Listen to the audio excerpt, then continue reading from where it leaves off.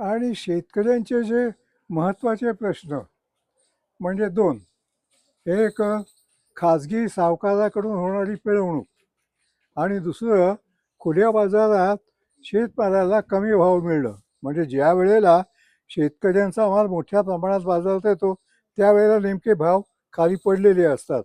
या दोन संकटामुळे शेतकऱ्याला त्याच्या मेहनतीचा योग्य मोबदला मिळत नाही. पण या दोन प्रश्नांच्यावर चळवळी कशा उभ्या करायच्या, इतरही काही म्हणजे शेतकरी कामगार पक्ष, इतर काही छोटे छोटे गट हेही त्या दृष्टीनं प्रयत्न करत होते, विचार करत होते. आणि त्याच्यातून मग शेतमालाला किफायतशीर भाव मिळाला पाहिजे. म्हणजे उत्पादन खर्चाच्या 1.5 पट याला भाव मिळाला पाहिजे, ही अशी एक नक्की मागणी ही पुढं आली. ही कधी आली साधारणपणे, कोणत्या काळी? ती 1954 म्हणजे 55 शरद जोशींच्या खूप आधी. हो हो, शरद जोशींच्या आधी. शरद जोशी जे म्हणतात की याची सुरुवात त्यांनी केली पूर्णपणे. नाही नाही नाही, ती अगदी आधी सुरू झाली होती. म्हणजे उत्पादन खर्चाचा 1.5 पट. हो, पण म्हणजे उत्पादन खर्चाचा अंतर्भाव मागण्यामध्ये हा 54 सालातला आहे. हो हो हो. बर. आणि आदिवासींना त्यांचा हक्क मिळाला पाहिजे. मग गुजरातेतला पारनाडीचा भाग, त्या भागात काही आदिवासी आहेत आणि त्यांचा लढा मला हे दत्ता तांबणेंनी सांगितलं. दत्ता तांबणे त्या सत्याग्रहात सामील झालेले होते. तर तोही लढा हा समाजवादी कार्यकर्त्यांनी लढवलेला होता. उत्तरेकडे अर्थातच प्रत्यक्ष जमीनदारी नष्ट करा याच्यावर लक्ष केंद्रित केलं गेलं. जयप्रकाश त्या विचाराचे होते, लोहिया, आचार्य नरेंद्र देव या तिन्ही महत्त्वाच्या पुढाऱ्यांनी त्या मागणीलाच सगळ्यात महत्त्वाचं स्थान दिलं की हा जमीनदारी नष्ट झाली पाहिजे. आणि सरकारवर दडपण आलं. काँग्रेसमधलाही काही जण न्यायानं विचार करणारा असा होताच, त्याच्यामुळे ते शक्य झालं. आणि लवकरच मग उत्तर भारतातल्या म्हणजे पश्चिम बंगाल, उत्तर प्रदेश, बिहार, ओरिसा, राजस्थान, ओरिसा आणि राजस्थानात जुन्या संस्थानी राजवटी, त्याचे अवशेष, पण त्या सगळ्यातून माल कळून शेतकरी आणि शेतकसदार आणि सरकार यांचे प्रत्यक्ष संबंध प्रस्थापित करायचे या दृष्टीनं जी चळवळ झाली त्याच्यात समाजवाद्यांचा फार महत्त्वाचा वाटा राहिलेला होता. आणि त्याला यश मिळालं. महत्त्वाचं म्हणजे यश मिळाल्यामुळं मग पुढच्या वाटचालीला म्हटलं तर पायाभरणी झाली.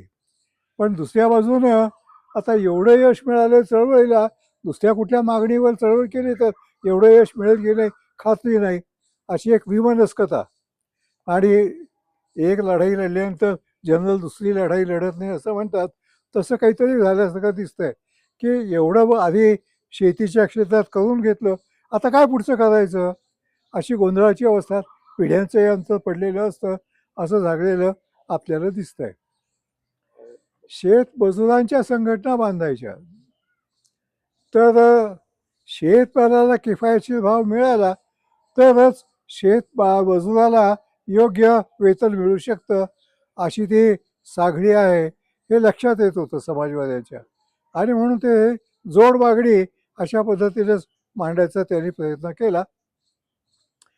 कोकण भागात ती खोतीची पद्धत नष्ट करताना तिथं सावकारी नष्ट करण्याचे मोठे उपक्रम झाले. म्हणजे लोकांनी सावकारांच्या घरी जायचं आणि गहाण खतं वगैरे काढायची, त्यांची होळी करायची, असं कोकणात जास्त प्रमाणात झालं. भूमिगत चळवळीचा तो महत्त्वाचा कार्यक्रम होता. आणि इकडं देशावर हे इतक्या प्रमाणात काही झालं नाही. काही जण म्हणतात की देशावर सावकारशाहीचा जुलूमही त्या मनानं कमी होता. म्हणजे दुष्काळी परिस्थिती, दुष्काळाच्या छायेतला प्रदेश, मग कर्ज देऊन देऊन कोणाला द्यायचं, ते वसूल करताना आणखी काय जास्त त्यांच्यावर ओझं टाकायचं, असं काही काही झालेलं असतात. मी फार त्याच्या बारकाईनं अभ्यास केलेला नाही आहे, पण हा एक अभ्यास करण्यासारखा विषय आहे असं मला वाटतं. मग याच्यातून मार्ग काढत काढत त्यात शहरी भागामध्ये मध्यम वर्गाचा उदय, मध्यम वर्गातल्या काही जणांना समाजवादी विचारसरणीचं आकर्षण वाढत जाणं याची भर पडली. पण शहरात समाजवादी धोरणं कुठली जास्त आग्रहानं मांडायची याबद्दल, म्हणजे तिथं वर्गसंघर्ष प्रत्यक्ष कारखानदारी सोडली तर बाकीच्या क्षेत्रात वर्गसंघर्ष प्रत्यक्ष नाही. त्याच्यामुळे तिथं मग अवतरण जशी कुचंबल्यासारखी अवस्था दिसते आहे. आणि मग शेतमालाचे किफायतशीर भाव आणि जमिनीवर प्रत्यक्ष कसणाराचा मालकी हक्क या दोन मागण्यांना जोर मिळाला असं मला दिसते. साधारणपणे हे अगदी 30-40 वर्ष हे चालू राहिलं. म्हणजे स्वातंत्र्य मिळेपर्यंत या मागण्यांच्यावरचाच जोर होता. हे आता काही भाग माझ्या स्वतःच्या निरीक्षणातला, काही भाग अभ्यासातला असा हा आहे.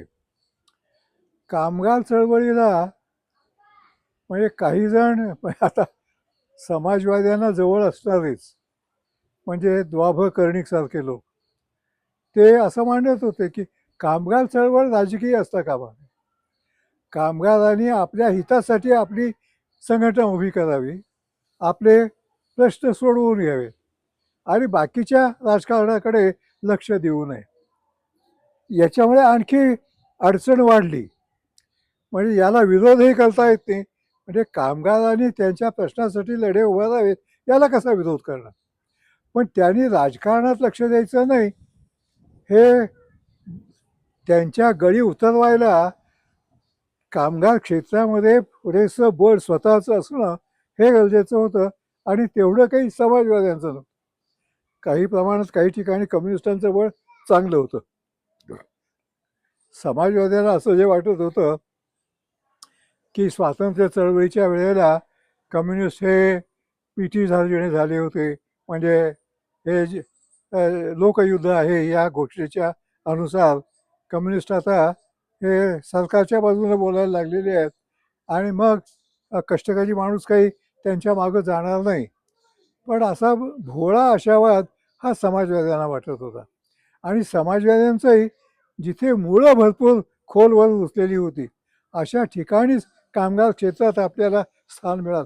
मुंबई शहरात तिथं वेगळ्या वेगळ्या प्रकारच्या कामगारांचे वर्गच वेगळे वेगळे. गोदी कामगार अगदी वेगळे प्रश्न आहे, कारखान्यातला कामगार वेगळे प्रश्न आहेत, वाहतूक, व्यापार, दळणवळण याच्यातला कष्टकरी त्याचे प्रश्न वेगळे आहेत. असं याचं एक असं नव्यानंच दर्शन हे जनतेला झालं, समाजवाद्यांनाही झालं. आणि त्याच्यामध्ये आपण आता नेमकं काय करायचं थोडी भांबवल्यासारखी स्थिती झाली. नेतृत्वही जुनं म्हातारं होऊन काळाच्या पडद्यावर जायला लागलेलं होतं. आणि मग नव्या लोकांना त्यात आणखी भरीतभर नेहरूंनी सत्तेत सहभागी व्हा म्हटलंय. मग सत्तेत का जायचं नाही. पण मग त्याच्यातून थोडंसं बाहेर आलं तर 57, 62 आणि 67, तर 62 आणि 67च्या निवडणुकीत 67मध्ये जास्त 9 राज्यामध्ये काँग्रेसचा पराभव झाला. पण मग बाकीचे जे विरोधी पक्ष होते त्यांनी एकत्र येऊन कसं राज्यकारभार समाजवादी पद्धतीनं चालवायचं, त्याच्यात काही काही जण आपल्या परीनं ओढाताण करत होते. म्हणजे देवीलाल किंवा चरणसिंग ही माणसं शेतकऱ्यांचे कैवारी होते. पण शेतकरी म्हणजे त्यांना मोठा शेतकरी हा आपला खास पाठीराखा आहे असं वाटायचं. आणि मग शेतमजुरांच्या संघटना बांधण्याकडे त्यांची मदत मिळणं काही शक्य नव्हतं. त्यामुळे तशी जरा गोचित झालेली होती समाजवादी चळवळीची असं मानलं पाहिजे. शहरातल्या मध्यम वर्गाचे प्रश्न निराळपूर आले. म्हणजे घरटंचाईचा प्रश्न युद्धाच्या काळात जो अगदी तीव्र बनलेला होता तो नंतरही चालू राहिला. सरकारनं भाडे नियंत्रण कायदा आला, पण त्याच्यामुळे काय आहे ती घरं भाड्यानं मिळण्यात कुठल्याला थोडीफार शक्यता निर्माण झाली, बहुतेकांना मिळालेचं नाही आणि भाडं जास्त वाढणार नाही एवढंच फक्त लक्षण मिळालं.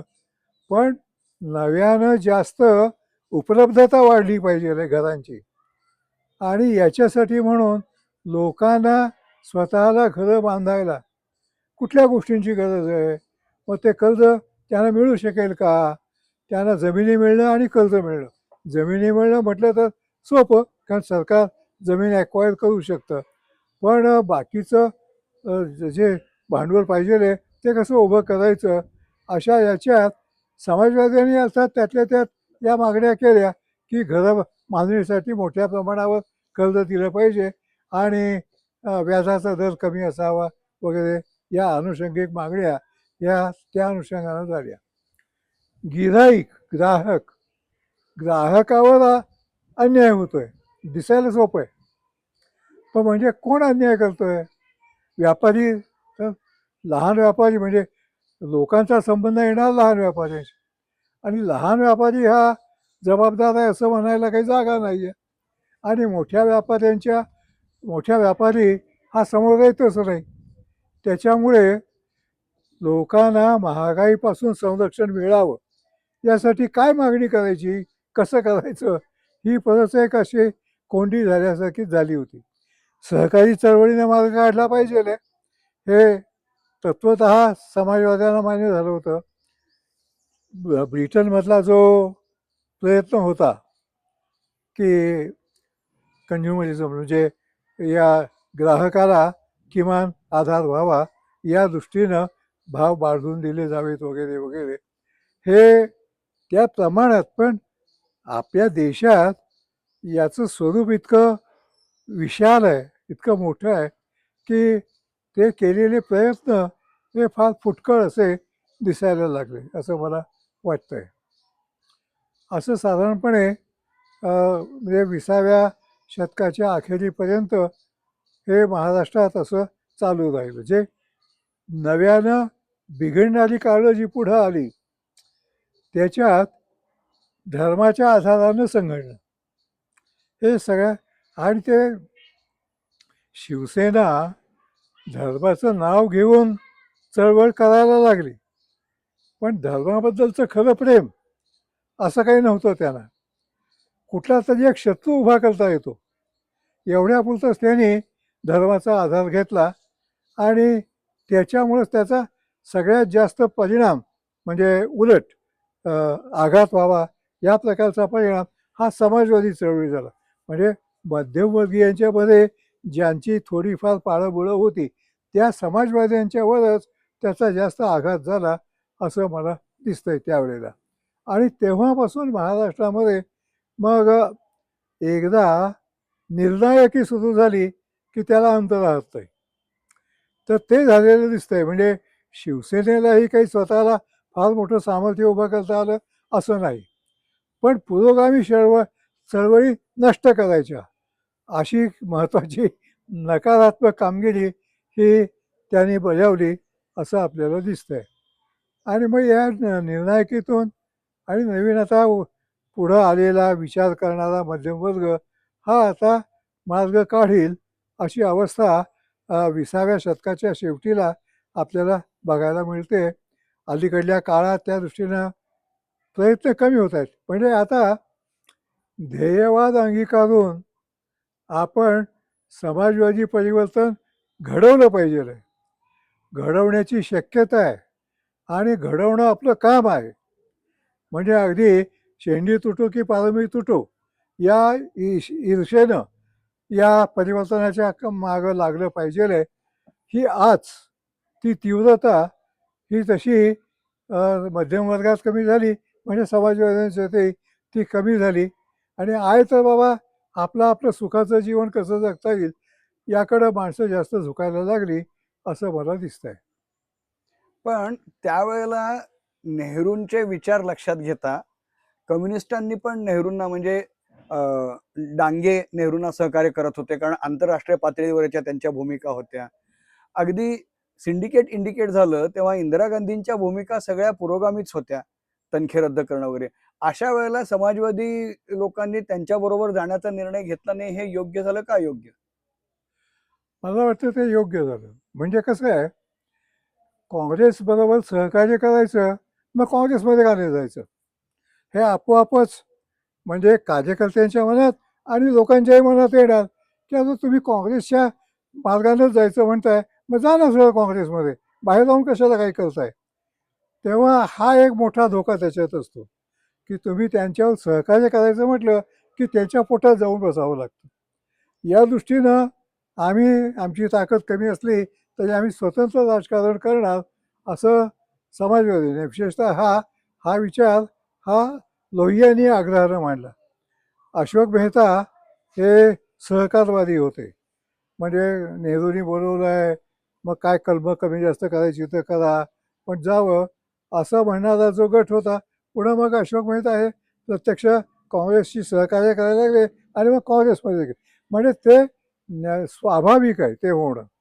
कारण मोठ्या पक्षाच्या सहकार्य म्हणजे बाहेर जाऊन लहान पक्ष वाढू शकत नाही.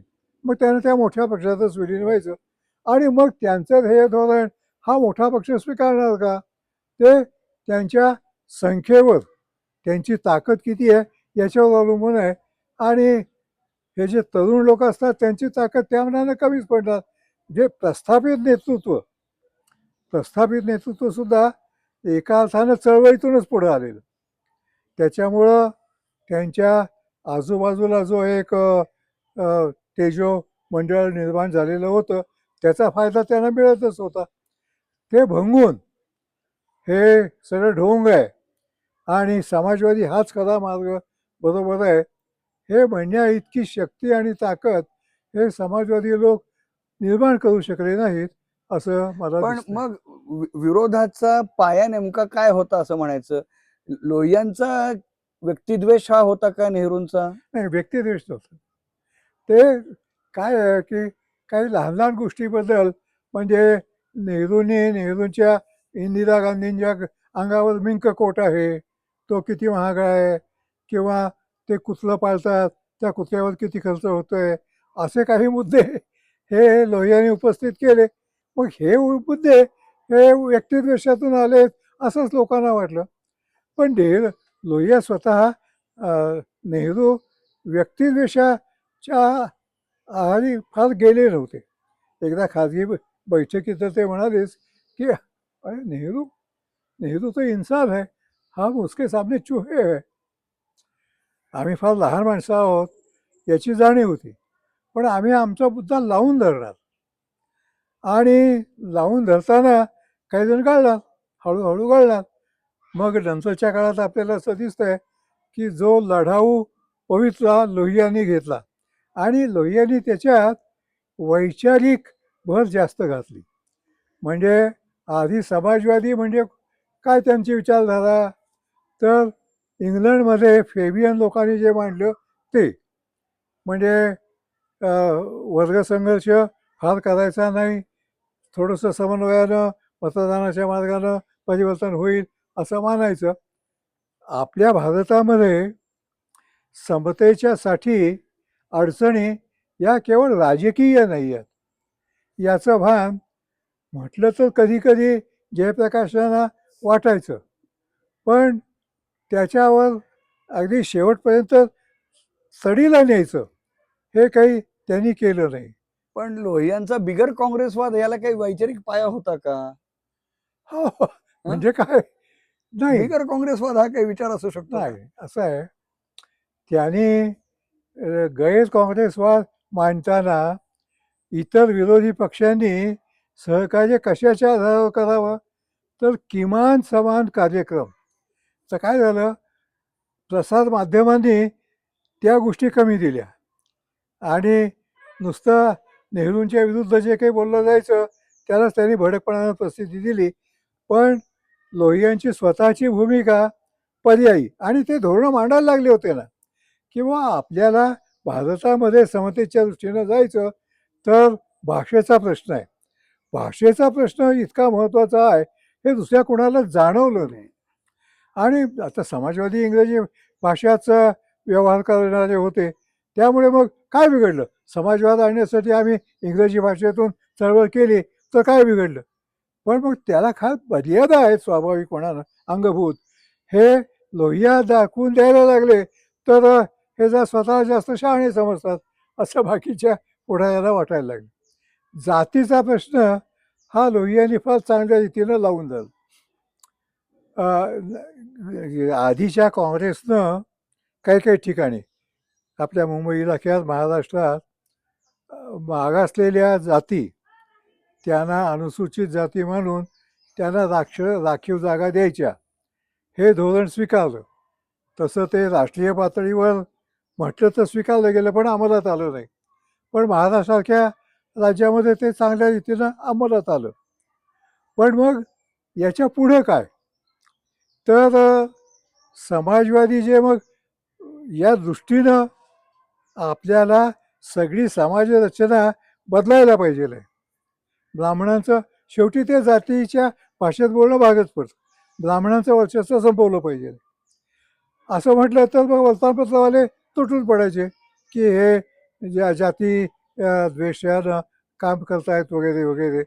पण लोहियांचा स्वतःचा विचार दोन्ही तिन्ही बाबतीत, भाषेच्या बाबतीत आणि जातीच्या बाबतीत, जातीमध्ये पिछडे पावे सौ में साठ ही त्यांची जी मांडणी होती खरं म्हणजे काँग्रेसनं ती स्वीकारली मर्यादित प्रमाणात. अडचण हीच होत असते की पुरोगामी मागण्या थोड्या स्वीकारायच्या आणि थोडी पावलं त्या दिशेने टाकायची म्हणजे मग त्याच्यातली हवा निघून जाते. हे बहुतेक ठिकाणचे सत्ताधारी हे कौशल्यानं करतात आणि तसं महाराष्ट्रात किंवा भारतातही सगळीकडं झालं. याच्यामुळे आणि आणखी समाजवाद्यांचं फार चुकलं कशात तर ते आपापसात भांडत फार बसले. म्हणजे तात्विक मतभेद आहे असं म्हणायचे पण तात्विक मतभेद असूनही एकत्र राहणं शक्य आहे. खरं म्हणजे लेबर पार्टीमध्ये इंग्लंडच्या तात्विक मतभेदाचे डिबेट खूप झाले पण शेवटी आपण कॉन्झर्वेटिव्हच्या विरुद्ध एकत्र हे समंजस भूमिका ही त्यांनी तिथं घेतली. आपल्या भारतात तसं नाही. मग तुम्ही फार आग्रह करताय ना आम्ही नाही तुमच्यावर येणार असे एक एक विभाग हे तुटत गेले. प्रादेशिक विषमता ही फार म्हणजे महाराष्ट्र दक्षिणेकडली सगळं राज्य केरळ तामिळनाडू समाजवादी चळवळी तामिळनाडूमध्ये सुद्धा ब्राह्मणेतरवादी चळवळ म्हणजे ती समतावादी चळवळ होती. पण अख्ख्या उत्तर भारतामध्ये जुन्या रूढींचा जबरदस्त पगडा लोकांच्या मनावर.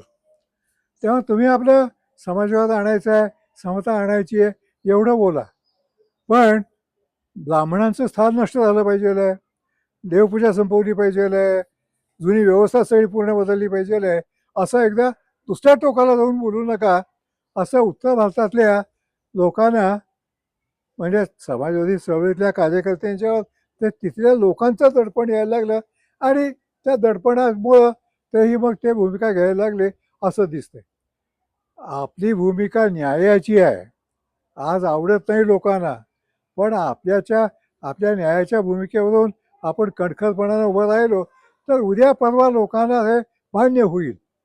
अशा प्रकारचा चिवटपणा कणखरपणा हा समाजवादी एकूण नेतृत्वात कमी आहे असं आता मान्यच केलं पाहिजे. आणि मग वैयक्तिक भांडणं ते लोहियांनी मांडलंय ना मग काय बाबा लोहिया एकटा आहे पण कशाला आपण जायचं. मग अशोक मेहता लोहियाच्या विरुद्ध असं ते सगळं सुरू झालं. म्हणजे व्यक्तिद्वेष काही प्रमाणात समाजवादी चळवळीत आलेला होता.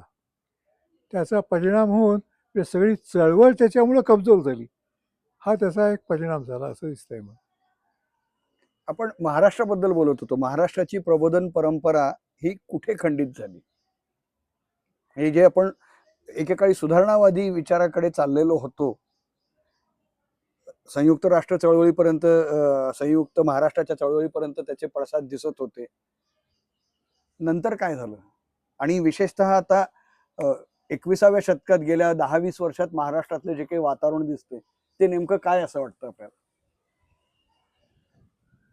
ते समतेचा आग्रह धरायचा म्हणजे जुनी विषमतावादी व्यवस्था बदलायची आहे. हा जो म्हणजे क्रांतीचा भाग हा पचत नव्हता लोकांना, मध्यमवर्गालाही तो पचत नव्हता. तुम्ही सांगा, गोड गोड बोला, आम्ही आपलं गोड गोड बोलून होईल तेवढं करू, पण आमूल परिवर्तन याला आणि त्यातल्या त्यात पुरोगामी विचाराला पाठिंबा देणारा मध्यमवर्गच होता. तर त्या मध्यम वर्गाला मूलगामी परिवर्तन हे झेपण्यासारखं नव्हतं. त्यांचा जो पिंड तयार झालेला होता त्यामुळं की असते कदम सांभाळून घ्या, एवढं एक पाऊल पुढं झालं बस झालं, असं असं मानणारा मध्यम वर्ग हा प्रभावी होत गेला. वर्तमानपत्र वर्तमानपत्रांचा प्रभाव नंतरच्या काळात आपल्याला वाढलेला दिसतोय. तर त्याच्यात म्हणजे प्रसार माध्यमांच्या मध्ये क्रांतिकारक विचार मांडणारा नसतात कमी कमीच मिळत गेलं. बाकीच्या म्हणजे ग्राहक सांभाळायचा आहे. ग्राहक म्हणतोय की फार तुम्ही टोकाला जाऊ नका, एवढं थोडं थोडं सांगा आम्हाला, आणि मग ते मान्य करायचं. मग एकदम क्रांतीचं बोलायचं नाही. असं मग जे चळवळ करू इच्छिणारे होते त्यांच्यावरही ते दडपण यायला लागलं, आणि त्या दडपणाला भंगून पुढं जायचं. एवढी दूरदृष्टी, एवढा चिवटपणा हा दाखवणारी समाजवादी माणसं फार कमी झाली असंच मला दिसतंय. त्यात आपल्या देशात म्हणजे 54 साली जो राज्य पुनर्रचनाचा प्रश्न निर्माण झाला आणि मग भाषावर राज्यरचना. आता या भाषावर राज्यरचना न्यायाच्या दृष्टीनं, लोकशाहीच्या दृष्टीनं योग्य मागणी आहे. पण मग त्यासाठी एवढं अखंड अखंड तांडव करायचं का, असं काही जणांना वाटायला लागलं. आणि संयुक्त महाराष्ट्राची चळवळ झाल्यानंतर मग मध्यम वर्गाकडंच जास्त सगळं नेतृत्व झुकत गेलं असं मला दिसतंय. म्हणजे संयुक्त महाराष्ट्र चळवळीत पुरोगामी अंश होते, पण ते पुरोगामी अंश म्हणजे कष्टकऱ्यांना न्याय मिळाला पाहिजे म्हणून संपूर्ण क्रांती घडवायची आहे, ही सगळ्या नेतृत्वाला राहिली नाही. आणि त्याच्यामुळं मग इथं हे येत गेलं. आणि हा एक अजबच फिनॉमिना, शिवसेना हा अजब फिनॉमिना आहे. म्हणजे धर्माचं काही करायचं हे शिवसेना काही करत नाही.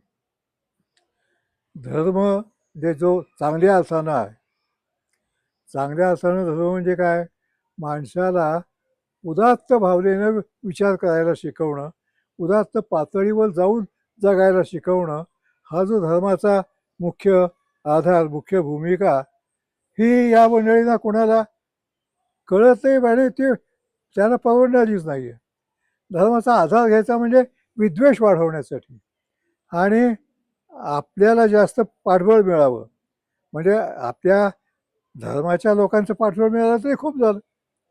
यामुळं ही घसरण म्हणजे समाजवादामध्ये असे तट पडणं, दुभंगलेपणा येणं, हे या शिवसेना नंतर मग जनसंघानं ती भूमिका घेतली.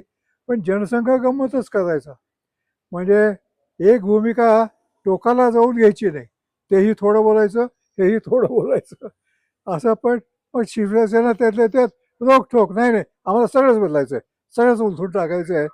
पण तो आक्रस्ताळेपणा होता. म्हणजे बदल घडवताना नवं काय आणायचं आहे याच्याबद्दल विचार करणं, ही जी नेतृत्वाची जबाबदारी असते ती शिवसेनेच्या नेत्यांनी अजिबात पार पाडली नाही. आणि मग म्हणजे मग ज्याला जे जमेल तिथं हात मारा. शिवसेनेचं इथं हे स्वरूप आलं की जमेल त्यांना आपलं आपलं भलं करून घ्यावं, अशा दिशेनं मग समाजातलं राजकारण हे जास्त जायला लागलं. वर्तमानपत्रांचा रोल या बाबतीत जास्त भयानक आहे. आणि पुरोगामी विचारच्या लोकांना प्रसारमाध्यमांच्या थोडं थोडं कधी कधी ते म्हणतात ठीक आहे तुमची पाठराखण आम्ही करतो, पण सातत्याने ती भूमिका मांडायला लागल्यात की प्रसारमाध्यमं म्हणतात नाही नाही, आम्हाला हे झेपणारं नाही आहे, आम्हाला आपलं मध्यमार्गानं जाऊ द्या. आणि त्याच्यामुळं मग परिवर्तनवादी शक्ती दुबळ्या झाल्या.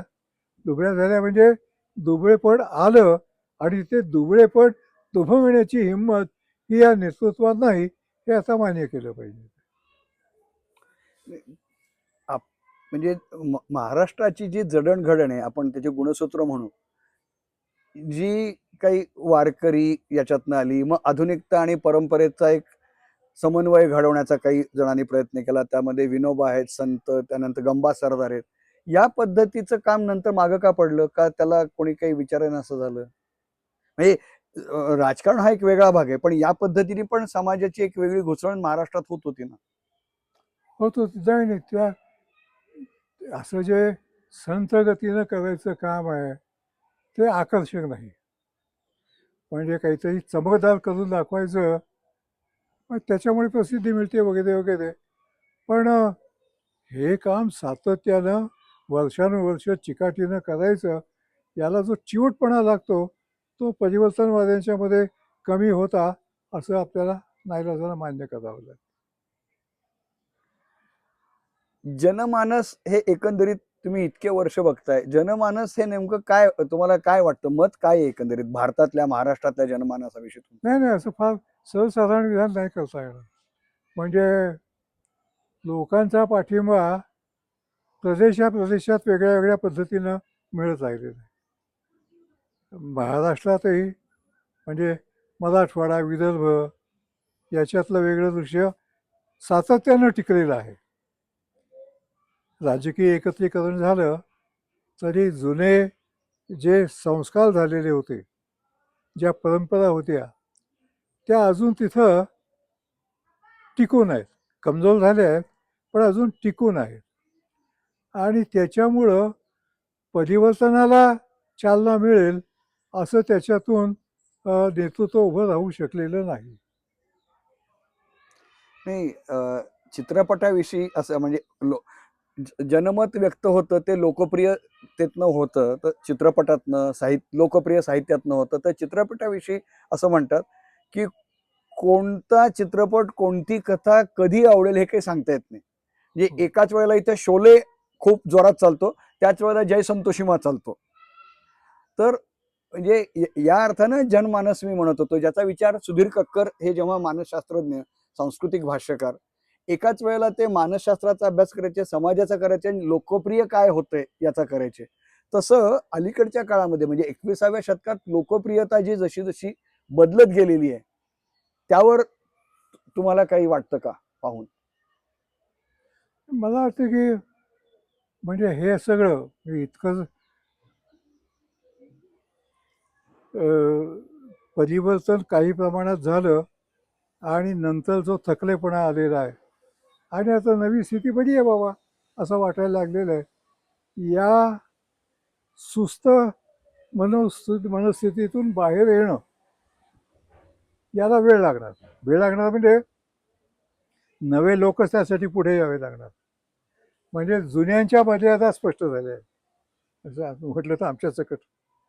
पण जुन्यांच्या मर्यादा स्पष्ट झाल्यामुळं नवं जे अगदी पूर्ण परिवर्तनवादी, आमूल परिवर्तनवादी अशी भूमिका घ्यायला नवे तरुण स्त्री पुरुष पुढं आले पाहिजे आणि त्यांनीच ती चळवळ पुढं चालवली पाहिजे. चालवू शकतील का? आता हे काय अशक्यता याच्याबद्दल अंदाज बांधणं फार अवघड आहे.